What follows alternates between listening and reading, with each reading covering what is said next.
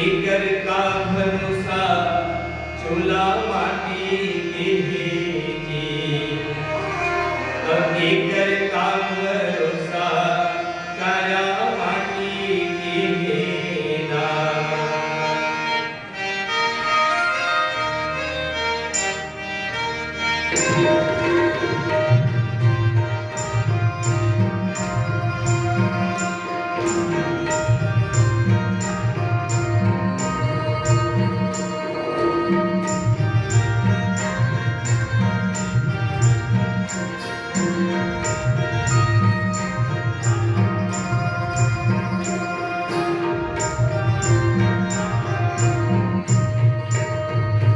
Chula,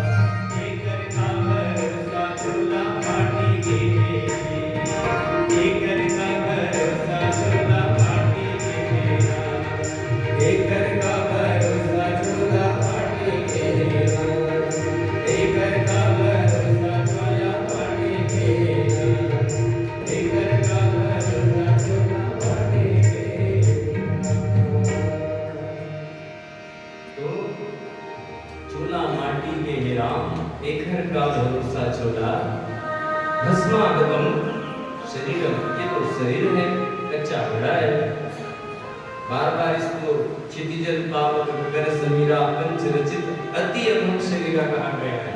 अधम भी नहीं कहा गया, अति उपसर्ग लगाया है गोस्वामी तुलसीदास जी ने।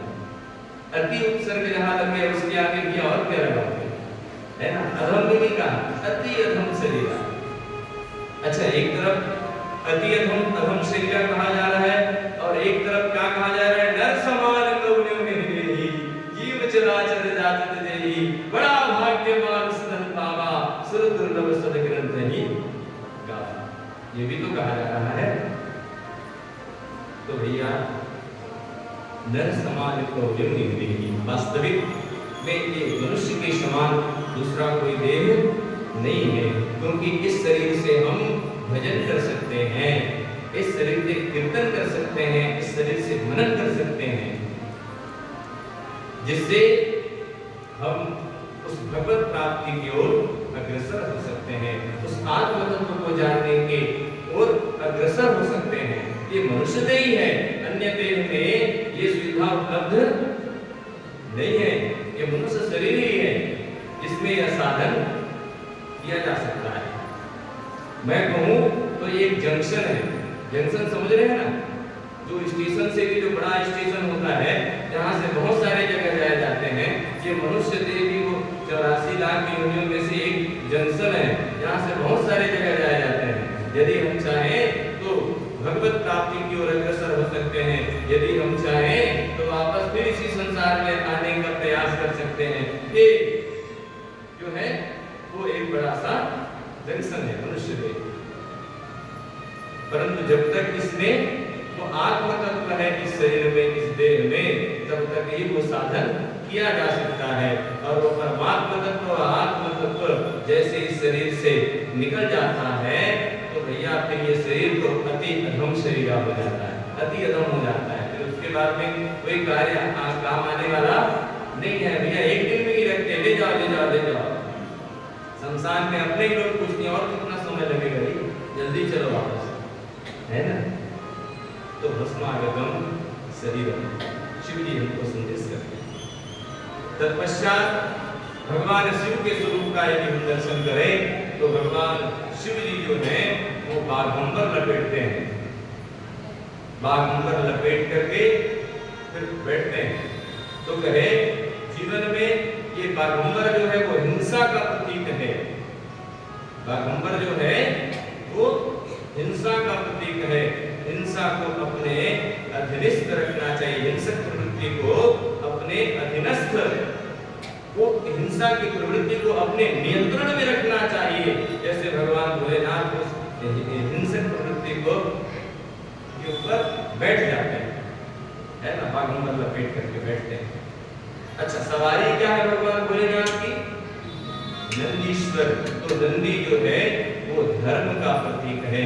जीवन में कितना भी संकट आए, धर्म का साथ हमको कभी नहीं छोड़ना चाहिए।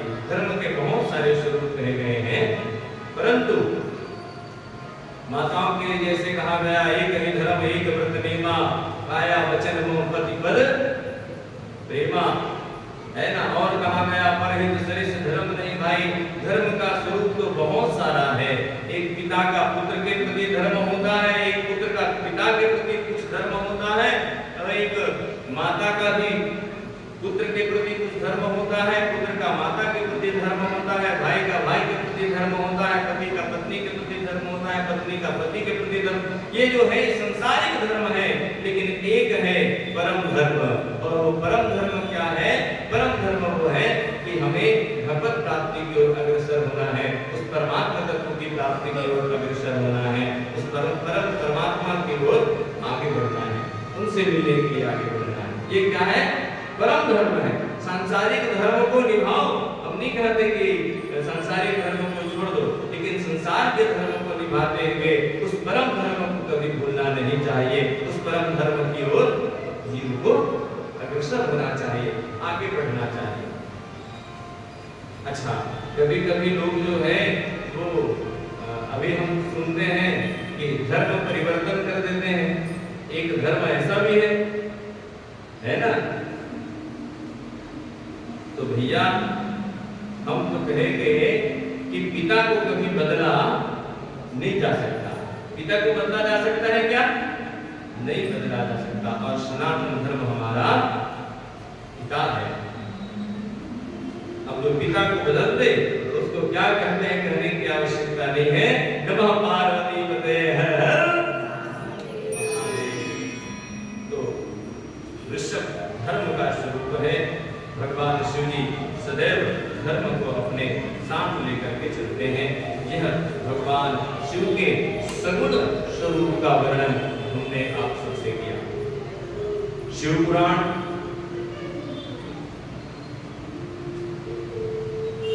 व्यास जी ने जब शिव पुराण को प्रारंभ किया तो सबसे पहले भगवान शिव की उन्होंने वंदना करी है। हाथ जोड़ करके आप सब वंदना करें।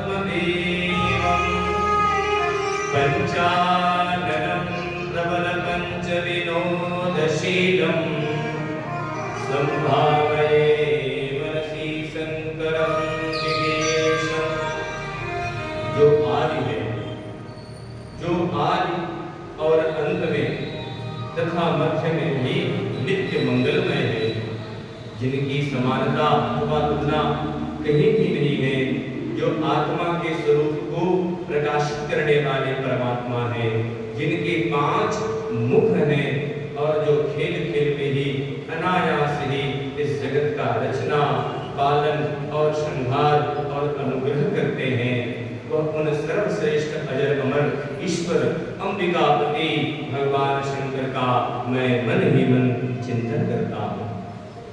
व्यास जी कहते हैं कि जो धर्म का महान क्षेत्र है, जहाँ गंगा यमुना का संगम हुआ है, उस परम पुण्यमय प्रयाग में ब्रह्मलोक का मार्ग है और सत्यव्रत में तत्पर रहने वाले महातेजस्वी महाभाग महात्मा मुनियों ने उस प्रयाग में एक सुंदर यज्ञ किया। देखिए, अन्य जो पुराणों की कथा है वो हम प्रायः सुनते हैं। एकदा नैमिषारण्ये ऋषिः शौनकादयः, इनसे कथा प्रारंभ होती है ना कि एक समय नैमिषारण्य का तीर्थ है और वहां पर सभी ऋषि मुनि सूत जी आदि जो है वो बैठे हैं। परंतु यहाँ पर शिव महापुराण की कथा जो है वो प्रयाग में हो रही है। अच्छा, तीर्थों में भी कथाओं का अपना एक महत्व होता है, पुण्य बढ़ जाता है जब तीर्थों में कथाएं होती है। एक बार सभी ऋषि मुनि महात्मा जो है पहुंच गए प्रभु के पास। कहे, प्रभु एक बात बताइए कि इस पृथ्वी में सबसे पवित्र भूमि कौन सी है?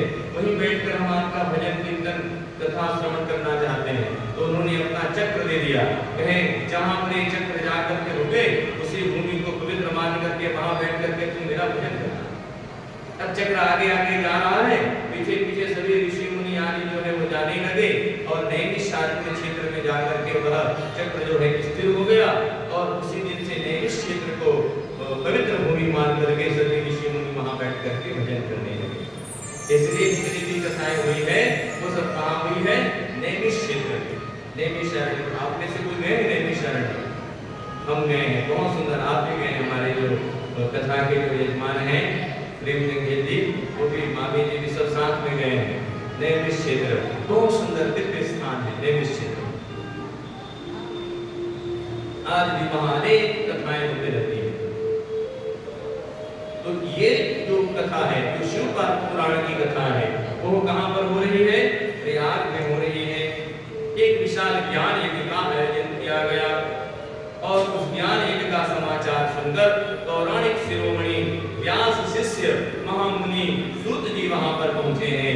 सूत जी को आता देख करके सभी ऋषि मुनि हर्ष से खिल उठे, प्रसन्न हो गए। कहे, अब सूत जी का आगमन हुआ है, अब जरूर कुछ हमको श्रवण करने को मिलेगा। प्रसन्न चित्त से उनका आदर सत्कार स्वागत किया और तत्पश्चात उन प्रसन्न महात्माओं ने उनकी विधिवत स्तुति करके विनय पूर्वक हाथ जोड़ करके श्री सूत जी महाराज से पूछा है कि ये सूत जी, आप सर्वज्ञ धर्मज्ञ विद्वान रोमहर्षण हैं। रोमहर्षण इसलिए क्योंकि जब भी वो कथा करते हैं तो उनका रोम जो है वो हर्षित हो जाता है, प्रफुल्लित हो जाता है, आनंदित हो जाता है।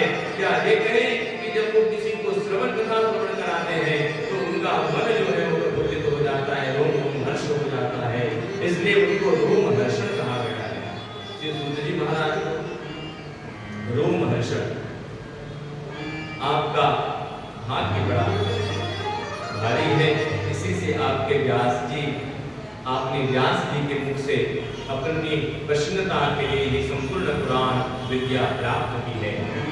देखिए जब कथा करो ना तो कथा श्रवण करने वालों का तो वो सुख तो मिलता ही है, कथा कहने वालों को भी एक प्रसन्नता होती है।